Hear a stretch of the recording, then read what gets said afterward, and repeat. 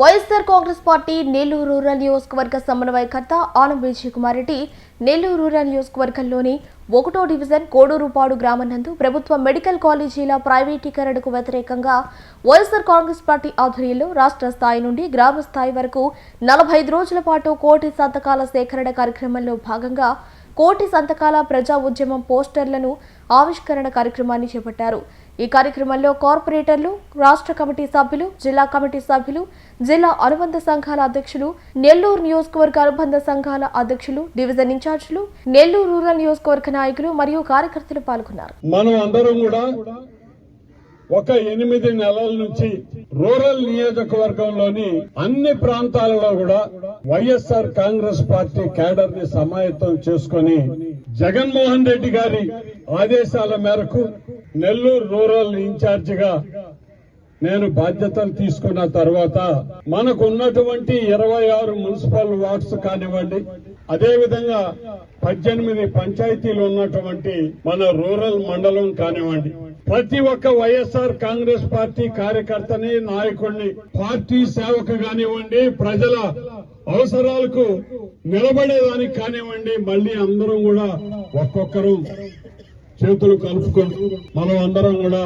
Party కార్యకర్తలుగా, party నాయకత్వ శ్రేణులుగా అందరం కూడా జగన్మోహన్ రెడ్డి గారికి అండగా నిలబడడానికి మనం అందరం కూడా సంసిద్ధపడిన తర్వాత మనకున్నటువంటి వనరులు, మనకున్నటువంటి శక్తితో ప్రజల్ని కలుస్తూ వాళ్ళ ఆశీర్వాదం తీసుకుంటూ వాళ్ళ సమస్యలు మన సమస్యలుగా, ప్రభుత్వంతో ఏదైనా ఇబ్బందికరమైనటువంటి పరిస్థితులు ప్రజలకు వచ్చినప్పుడు వారి తరఫున నిలబడి న్యాయ పోరాటం చేయడానికి అందరం కూడా సిద్ధపడిన తర్వాతనే ఈ డివిజన్ల కమిటీలు కానివ్వండి, అదేవిధంగా పార్టీ నిర్దేశించినటువంటి జిల్లా పదవులు కానివ్వండి, రాష్ట్ర స్థాయి పదవులు కానివ్వండి, జగన్మోహన్ రెడ్డి గారికి విశ్వాస పాత్రులుగా ఉంటూ ప్రజల కోసం నిలబడతాం మేమనేటటువంటి కొంతమంది పెద్దల్ని కూడా ఈ పార్టీలో ఉన్నతమైనటువంటి పదవులు ఇచ్చి జగన్మోహన్ రెడ్డి గారు సమాయత్తం చేయటం జరిగింది. మరి ఈ క్రమంలో భాగంగానే ఎక్కడైతే బేసిక్ గా మనం ఈ ఒక ప్లాట్ఫారం మళ్లీ మనం అందరం కూడా మొన్న ఎలక్షన్లలో ఊహించలేదు ఇటువంటి పరిణామాలు వస్తాయని. మరి అంత దైన్యమైనటువంటి పరిస్థితుల్లో మనకు ఈ తీర్పు వచ్చినా ఇది ప్రజల తీర్పా లేకపోతే ఈవీఎంల మాయాజాలమా అర్థం కానటువంటి పరిస్థితిలో ఉన్నప్పుడు దీనిని మనం ప్రజలిచ్చిన తీర్పుగానే భావించాం. మనలో ఏవైనా లోటుపాట్లు ఉన్నా అవి సరిదిద్దుకొని ముందుకు సాగేదానికి ప్రతి ఒక్కరం కూడా మళ్లీ ఈ పార్టీకి పునరంకితం అయి నిస్వార్థంగా మనం పని చేయడానికి అందరం తయారైన తర్వాత కొన్ని కార్యక్రమాలు ఏవైతే ప్రజా వ్యతిరేక కార్యక్రమాలు, ప్రజలకు అనుగుణంగా లేనట్టు ప్రస్తుత ప్రభుత్వం తీసుకున్నటువంటి నిర్ణయానికి వ్యతిరేకంగా ప్రజలు నష్టపోతారయ్యా.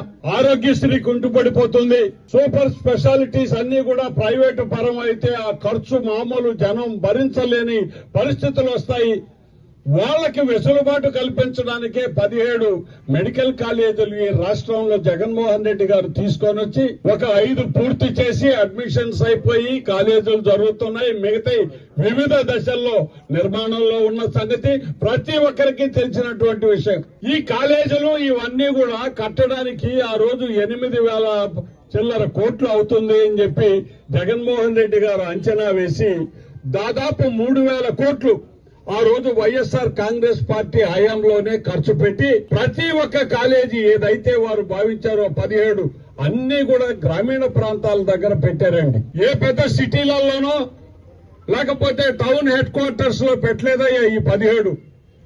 పేద ప్రజలు, గ్రామీణ ప్రజలకి అందుబాటులో సూపర్ స్పెషాలిటీ హాస్పిటల్స్ ఉండాలనేటటువంటి ఆలోచనతో కేవలం పట్టణాలు కాకుండా టౌన్ లో పరిసరాలలో గ్రామీణ ప్రాంతాలను ఆనుకొని ఏర్పాటు చేసినటువంటి ఈ మెడికల్ కాలేజెస్ ని ఈ రోజు ఒక్క 6,000 కోట్ల రూపాయలు ఖర్చు పెడితే పూర్తి అయిపోయే పనిని దాదాపు 850 ఎకరాలు ప్రభుత్వానికి సంబంధించిన స్థలంలో జగన్మోహన్ రెడ్డి గారు ప్రారంభించినటువంటి ఈ మెడికల్ కాలేజెస్ ని కేవలం సంవత్సరానికి 100 రూపాయల లీజుకి వారికి సంబంధించినటువంటి ప్రైవేటు వ్యక్తులకి ఈ హాస్పిటల్స్ ని, ఈ మెడికల్ కాలేజెస్ ని ధారాదత్తం చేయాలనేటటువంటి తెలుగుదేశం పార్టీ వారి ఆలోచన, ఆ ప్రభుత్వం యొక్క ఆలోచన సరైనది కాదు.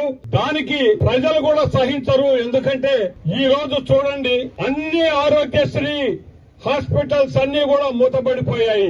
బకాయిలు ఉన్నాయి. మాకు ఆరోగ్యశ్రీ నిధులు ఇవ్వటం లేదు కాబట్టి మేము ఎవరం కూడా ప్రజలకు ఆరోగ్యశ్రీ తరఫున మేము సేవలు అందించడం లేదు అని చెప్పి పత్రికా ప్రకటన ఇచ్చినటువంటి ప్రైవేట్ హాస్పిటల్ అసోసియేషన్ ని మొన్న మీరు అందరూ కూడా గమనించుంటారు. ఇటువంటి పరిస్థితుల్లో సూపర్ స్పెషాలిటీ హాస్పిటల్స్ కేవలం ప్రభుత్వం ఆధీనంలో ఉన్నటువంటి అయితే పేద ప్రజలకి అవి ఎంతో మేలు జరుగుతుందనేటటువంటి ఆలోచనతో జగన్మోహన్ రెడ్డి గారు చేసినటువంటి ఆలోచనని, జగన్మోహన్ రెడ్డి గారికి పేరు వస్తుందేమోనని వాటిల్ని మొత్తం కూడా ప్రైవేట్ ఇన్స్టిట్యూషన్స్ గా తయారు చేయాలనేటటువంటి ఆలోచన ఈరోజు చంద్రబాబు నాయుడు గారు చేయటం జరిగింది. మరి ఈ ఆలోచన ప్రజలలోకి వైఎస్ఆర్ కాంగ్రెస్ పార్టీ నాయకత్వం కానివ్వండి, కార్యకర్తలు ప్రతి ఒక్కరు కూడా ప్రజల అభిప్రాయాన్ని కూడా తీసుకోవాలి. మరి పేద ప్రజలకు అందుబాటులో ఉండేటటువంటి ఈ మెడికల్ హాస్పిటల్స్ కావచ్చు, కాలేజీలు కావచ్చు, ఇవన్నీ కూడా ప్రైవేటు పనులకు దారం చేసి కోట్ల రూపాయలు మళ్లీ ఖర్చుతో ప్రైవేటు వాళ్ళ స్వార్థం కోసం వాళ్ళు చేసేటటువంటి పనులకి భారీ మూల్యం, అక్కడికి ట్రీట్మెంట్ కోసం వెళ్లినటువంటి పేదవాళ్లు లక్షల రూపాయల ఖర్చు పెట్టాల్సి వస్తుందని ప్రజలకు కూడా అర్థమయ్యేలా ఈ కార్యక్రమాన్ని ముందుకు తీసుకువెళ్లి వారి అభిప్రాయం కూడా మనం తీసుకోవాల్సి ఉంది. ఎందుకంటే జగన్మోహన్ రెడ్డి గారు ఒక దిశానిర్దేశం చేయటం జరిగింది. వైఎస్ఆర్ కాంగ్రెస్ పార్టీ హయాంలో జగన్మోహన్ రెడ్డి గారు ఈ మెడికల్ కాలేజీల కోసం ఆయన చేసినటువంటి ప్రతి ఒక్క చర్యని ఒక పాంప్లెట్ ద్వారా ప్రజలకు విశదీకరించి ఒక కార్యక్రమాన్ని ప్రతి ఇంటికి వెళ్లి ప్రజలకు ఇవ్వమని కోరటం జరిగింది. మరి అదేవిధంగా ఆ ఇంట్లో ఉన్నటువంటి వాళ్ళ అభిప్రాయాన్ని కూడా తెలిపినట్లయితే నవంబర్ 22 గాని 24 గాని గవర్నర్ గారిని కలిసి ఈ రాష్ట్రంలో ఉన్నటువంటి ప్రజల అభిప్రాయాల్ని వారి సంతకాలతోనే మనం సేకరించి గవర్నర్ గారికి అందించాలనేటటువంటి ఆలోచనతో జగన్మోహన్ రెడ్డి గారు ఈ కార్యక్రమాన్ని రచ్చబండ అనే పేరుతోనే మళ్లీ ప్రారంభించడం జరిగింది అని మనం చేస్తున్నాం. మరి మనం ఇక్కడ ఉన్నటువంటి నాయకులు కానివ్వండి, కార్యకర్తలు కానివ్వండి, అందరికీ మనవి చేస్తున్నా, ఈ రోజు ఈ కార్యక్రమాన్ని ఇక్కడ ప్రారంభించాం. ఇదే రకంగా రేపు నుంచి మిగతా గ్రామాల్లో కావచ్చు, మిగతా వార్డ్స్ లో కూడా మనం అందరం సమాయత్తం అయ్యి ఇది ఒక ప్రోగ్రామ్ గా తీసుకొని మనకున్నటువంటి డివిజన్ కమిటీలతో గాని, కార్యకర్తలతో గాని ప్రతి ఇంటికి తీసుకువెళ్లి ఆ పాంప్లెట్ వాళ్ళకి ఇస్తాం. బలవంతం ఏమీ లేదండి, బలవంతం ఏమీ లేదు. మీరు సంతకం పెట్టాల్సిందేననే మాట లేదు. మెడికల్ కాలేజీలు ప్రభుత్వ పరంగా ఉంటే ప్రజలకు మేలు జరుగుతుందా, ప్రైవేటు వాళ్ళ చేతుల్లో ఉంటే మేలు జరుగుతుందా, వాళ్ళ అభిప్రాయం తెలుసుకుందాం. వాళ్ళనే సంతకం పెట్టమందాం. వాళ్ళు ఇచ్చినటువంటి అభిప్రాయాన్ని మనం సేకరించి గవర్నమెంట్ కి అందించాలనేటటువంటి ఆలోచన జగన్మోహన్ రెడ్డి గారు చేయటం జరిగింది.